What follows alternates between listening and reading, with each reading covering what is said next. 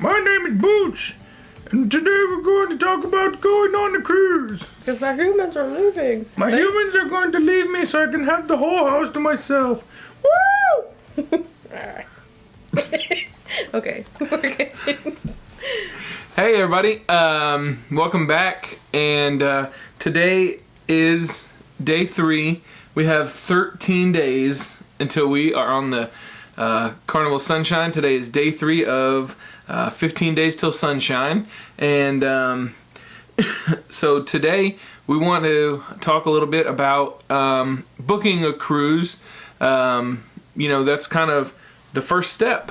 I know we've talked about documentation and getting ready for a cruise, but first you have to book it. So there's not a ton of ways to book a cruise. But there are a handful of them. So we kind of want to just talk through a few of those and just kind of get some information out there and just give our take on the pros and cons of the different methods and why we choose to book our cruise the way that we do.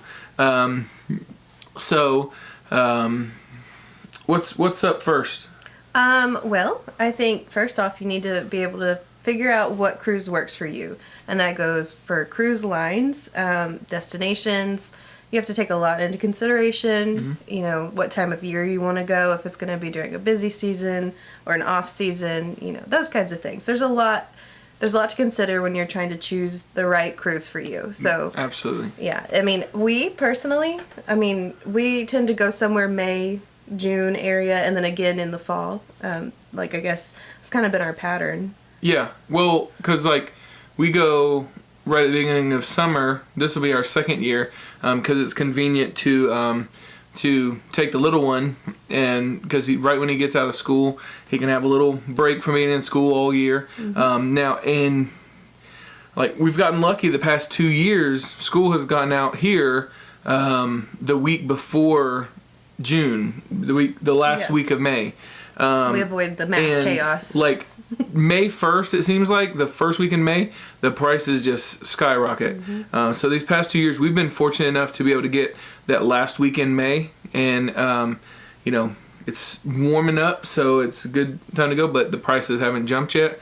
And then, like she said, we go in the fall. A lot of people are like, oh, hurricane season. Well, that's just kind of a risk you have to, if you want to go during that time of year and save the money, it's just kind of a risk you're going to take. Our cruise last year on the Vista, the itinerary was changed. We went to 4 completely different ports than we're originally supposed to. There were a couple of 8-day cruises that turned into 4 and 5-day cruises. Yeah. So, there were some adjustments, but majority of the time, they do compensate you if they change the length of your cruise and stuff like that. So, it's... You have to be kind of up to you. Flexible if absolutely. You choose to go at that time of year. If you're the type of person where you want a trip to go just like you planned, hurricane season is not for you. But if you're just like, hey, I'm going to be on a boat no matter what, I don't care if it's raining, and I'll take some cruise credit, then that's fine. Exactly. Mm-hmm. So, we have had good luck so far. Some people that were scheduled for Eastern Caribbean last year got shifted to Western Caribbean, and we got lucky and got shifted to Southern Caribbean, so we had a really nice cruise in Aruba and Curacao. It's just kind of those things, along with the cruise lines as well. Do you want kind of a more, a less expensive, but kind of, not as fancy type of ship? Like Carnival are kind of, I think kind of middle of the road. You get some really good amenities. You get some good food options. You have, You also get nice what you ships. pay for. Yeah. So, if you're going on one of the older ships and it's a cheaper cruise and not, so super exotic destinations, you're going to be able to save a lot of money, but, you're not going to have, the luxury. Movie theaters or even some of the smaller ships don't even have, the Seaside Theater. The Seaside Theater, or you lose some of those amenities. But you can also go on, a Viking River cruise and pay thousands of dollars to go on a boat with 500 people, where it's small and intimate, but it's very luxurious. Or a Disney cruise is more expensive. We want to go on a Disney cruise just because it's perfect. I mean, it's got everything for They kids. pamper so. you on Disney cruises. I have been on one, and it was so much fun. Yeah, so it's all in what you want, some people it's just like airlines. I mean, some people, or hotels, some people are okay with, hey, I'm just getting from point A to point B as cheap as I can get there, and some people, I have to have first class. Or it's like, hey, I'm getting in at midnight and leaving at 5 a.m. I don't need a fancy hotel. And other people are, hey, well, I don't know, check for bed bugs under the bed, so it's Under the bed. Under the bed. Yeah, there's a colony of them. They're all living there. So just kind of just where you're at. Some people just don't care. Like, hey, I'm just here for 5 hours. Let's go. And, So you just do your research. There's a lot of research out there. And then when you get ready to book, you have really, I think I would classify as 4 major ways that you can book your cruise. The first is online, directly through the cruise line. And then you can also book through the cruise line by phone and talk to a human. Yeah. That's my preference. Yep. You can go through a travel agent, either on the phone or in person, and you have, once again, that it's a personal touch because you're talking to a human, but it's a third party, so they may be able to look at, hey, you want to go to these places? Here's 4 different cruise lines. The different itineraries, the different amenities on the ships. So that's a perk of going through a third party. You can also do Travelocity and stuff like that, like third party online booking places where you can lump together, just like a travel agent. They can lump together your hotel and flights and everything, and you can compare lines depending on where you want to go.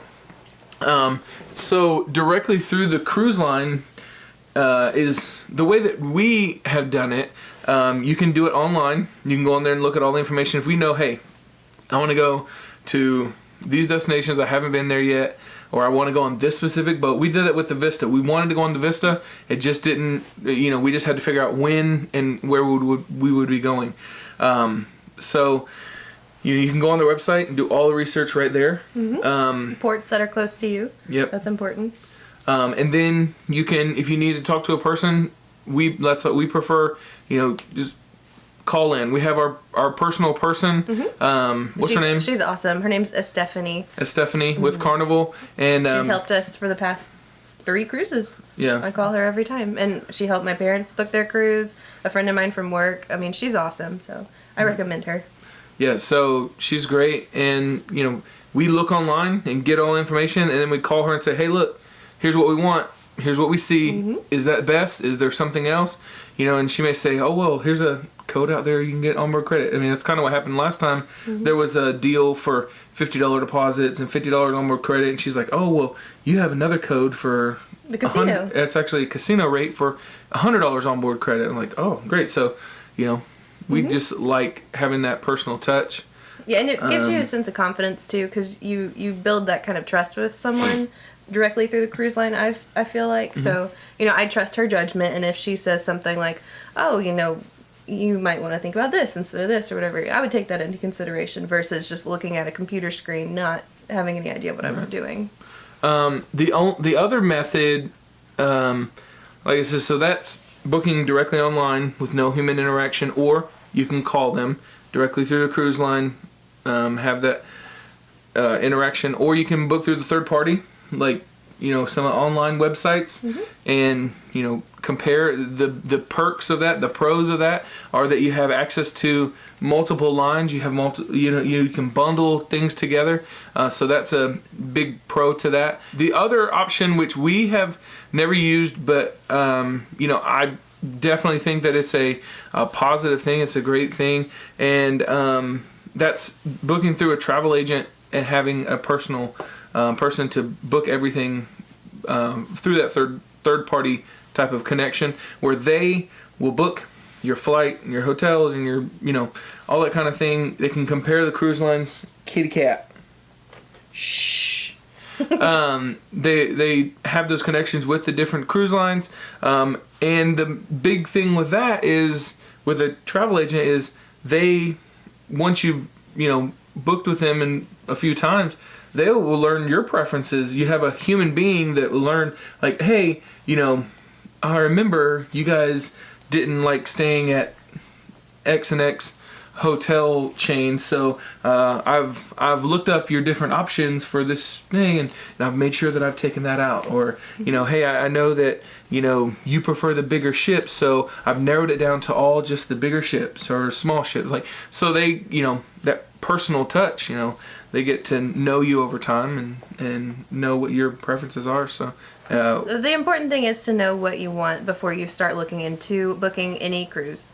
You know, have an idea of how long you want to stay, how many people are going with you, where you want to go, you know, that kind of stuff. I wouldn't go into it without you know, some sort of plan. Mm-hmm.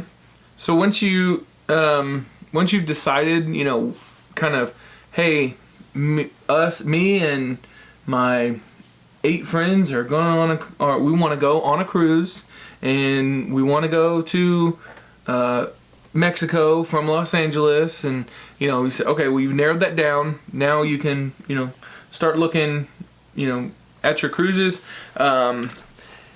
You know, keep an eye out for those special offers. Mm-hmm. You know, I even though we've never sailed with Royal Caribbean or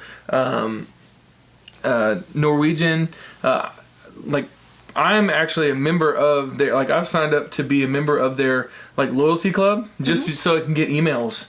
So you get different, like, email offers and stuff like that, because you never know, one day you might get an email offer and be like, oh man, we were just thinking about going on a cruise, and that's a better deal than what X, Y, and Z had, so let's do that. So, you know, go sign up for all those loyalty programs just to get the special offers, because, you know, as you cruise with them, you know, people like in Carnival, people who are gold will get you know, sometimes a little bit different perk, but, you know, when the $50 deposits or the onboard credit, when those specials come around, those are for everybody. So sign up for email, and that way you can keep an eye out for it. Another thing, we talked about it a little bit last night, but booking a cruise through Carnival with a Carnival credit card, you know, it's a good incentive because they give you double the points and all that kind of stuff. So, and it gives you time to, you know, pay it off if you want to. If you've already got the money set aside, why not do it, you know? Yep. We I think the last cruise we actually redeemed points, and we got like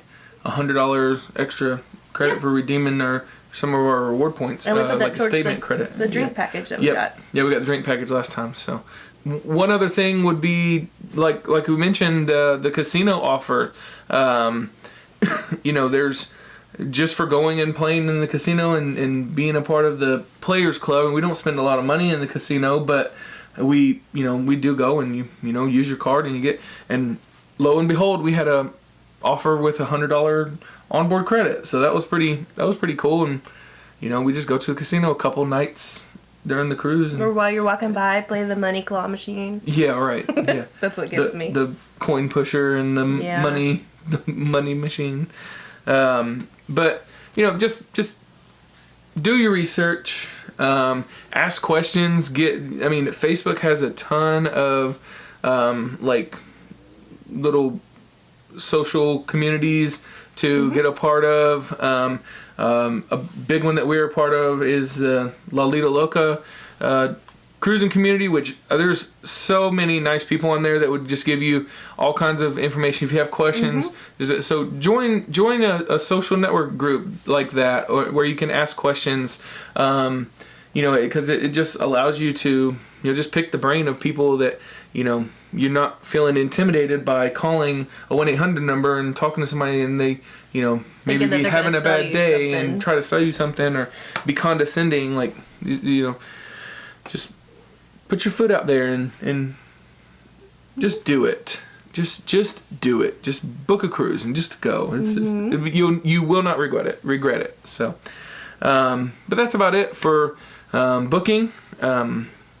We appreciate you guys for watching the video, and if you like I say, same thing again, if you like the videos, if you like what we're doing, hit the like button, subscribe to the channel if you haven't already, and we'll be back tomorrow with another video. We will. Bye.